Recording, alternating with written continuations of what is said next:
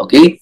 Never use yung mga mentholated creams, no? Kasi ang hilig ng iba kapag na sunburn, nilalagyan nila ng parang mentholated na parang petroleum jelly-like, no, na hindi ko lang mapangalanan, no?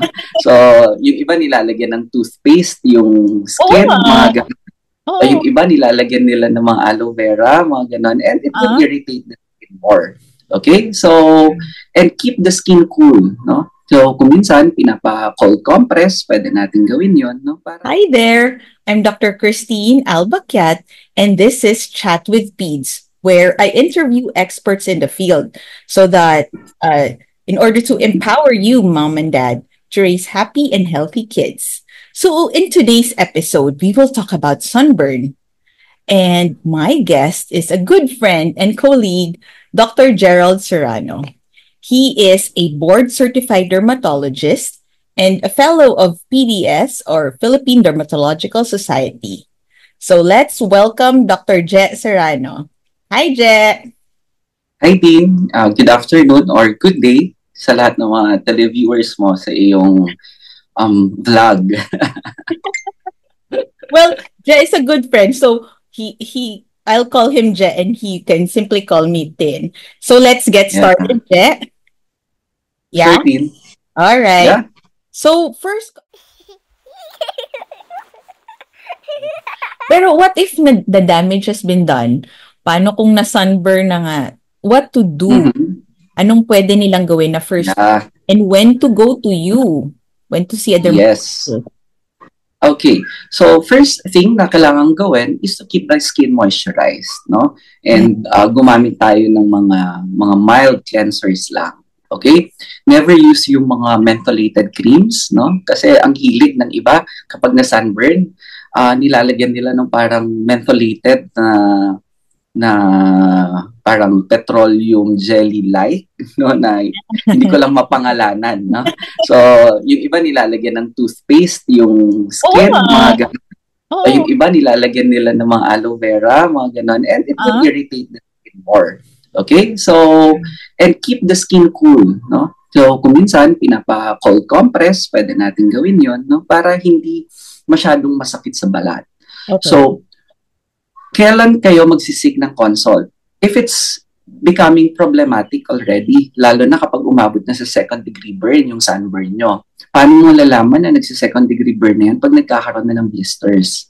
Okay. Okay? So, some patients then nagkakaroon ng fever, mga ganon, or kapag yung mga bata talaga, kapag sobrang na sunburn, okay, they also experience dehydration kasi remember, yung skin mo is damaged and may transepidermal water loss. So, because of that, kung minsan, na de-dehydrate din yung mga pasyente. And too much sunburning, yung iba, nagkakaroon ng fever, mga ganon. So, kapag nagkakaroon na ng systemic symptoms yung pasyente, then we advise them to get consult. All right. Thank you. So, and pag may infection na pala yung balat din. Okay, so anong i-watch out nila? Pag may infection? Usually kapag may mga bacterial infections na, no? If it's really sobrang mapula na siya, tapos nagkakaroon na ng pasa, mga ganon. I'm sorry, not pasa. Pag nagkakaroon na ng mga nana, yeah, okay. Yung mga yon. So, better na mag-seek na ng consult. All right, thank you. So, this summer, no, how about seek an advice from a dermatologist, Je, how to take care of one's skin during this summer? Anong ina-advise mo? Pag okay. Basic care lang. Basic care lang, like nung mga pinag-usapan natin kanina, use mild soaps, no? And then lotions, and always apply sunblock and protect yourself from the sun by using mga payong, no? Mga sombrero, para ma-avoid natin yung harmful effects of ultraviolet radiation. Okay. Any specific tips for babies? For babies, ayun lang, clothing, no? Yung medyo balot, mga balot sila, yung mga bata, mga babies, 6 months old and below, and then payungan natin sila. And for those 6 months old and above, pwede na natin silang lagyan ng sunblock, especially kapag tayo ay napunta sa dagat, no? Mga yan kasi yung mga activities na gustong-gusto natin gawin ngayon, we can, let's look at the labels, no? And then tingnan natin tingnan natin yung physical sunscreens yung ino-offer. And for siguro mga 2 years old and above, then we can use a broad spectrum sunscreen na. When you say broad spectrum sunscreen kasi, it targets not just the UVA radiation, it also targets the UVB radiation. And then, kung makikita mo pa sa labels, yung broad spectrum plus, di ba? Ang dami na yung mga plus na nakikita. And this pertains to protection from the blue light as well, no?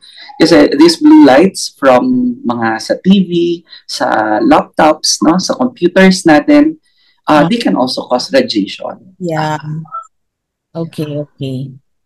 Well, meron bang skin type na more prone to sunburn or pare-pareho lang naman? Just what do you think? Yeah. Meron actually. So, ang mas prone remember, our melanin is our protection from sun damage. Okay. So, tayo mga Pilipino, mayaman tayo sa melanin, so we are actually gifted. Okay, mas less yung sunburning sa atin. So, ang mas madalas na sa sunburn ay yung mga mapuputi. Yeah, kasi less yung melanin nila. Okay. So, meron din namang may idinulot na maganda sa mga mas maiitim. No? Mas maitim ka, mas protektado ka from harmful effects of the sun. Okay. And Je, is it possible to get too much sun even if hindi ka nababurn, wala kang sunburn, pero too much ang sun na-expose ka? Yeah. Oo. Are you pertaining doon sa mga maaari nating mga makuhang mga sakit sa sun? Yeah. Even if you don't get frequent sunburns, no, you are still at high risk, no, or increased pa rin yung risk mo to getting this certain skin cancers, no, because of frequent na exposure to sun. Kasi kahit hindi ka na sa sunburn, cumulative kasi yung affected. So yung exposure mo simula nung bata ka hanggang pagtanda, this can predispose you to getting skin cancers like your squamous cell carcinoma, no, your basal cell carcinoma, and melanoma. Kaya lagi namin sinasabi, yung iba kasi ang notion nila kapag ikaw ay nagsa-sunblock lagi, ang lagi nilang sinasabi, pampaarte lang yan, pampaganda lang yan. And what I always tell my patients is that you actually decrease the chances of getting skin cancers by just religiously applying or regular application of your sunblocks. Okay. Pero you mentioned we Filipinos are rich in melanin. So are there still high incidence of skin cancer with Filipinos? Yes, actually we have a lot. But not as much as those na mga whites, okay? Yeah. But even for Filipinos, no, marami pa rin tayong cases. And we usually see this in patients na ang work nila ay halos constant exposure sa araw. At saka kung titignan mo, ito yung mga tamad talaga mag-sunblock. Oh, okay. So, yeah. We usually see this in our farmers, actually. Okay. Na common sa Isabela, farming is industry. Yeah. So listen up. Yun yung advice ni Doc Je. So, wearing sunblock or sunscreen is gonna be helpful. So, Je, thank you so much. I enjoyed this talk. Same here. If you want to meet Je, Dr. Gerald Serrano, he holds clinic at G-Derm Solutions in Kawayan, Isabela, and the clinic is open from Mondays to Sundays. So, there you go. Yeah. And sa mga listeners natin, sa mga listeners mo, sa mga followers mo who can't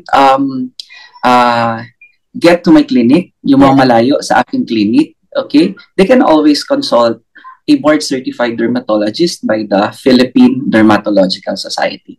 Lagi lang nating titignan ang Philippine Dermatological Society para masigurado natin that we are at the right specialty. Okay. So they can check the website, I believe, I-check lang Yeah. nila sa site nyo, diba? Oh, that's Yeah, good. yeah. Good.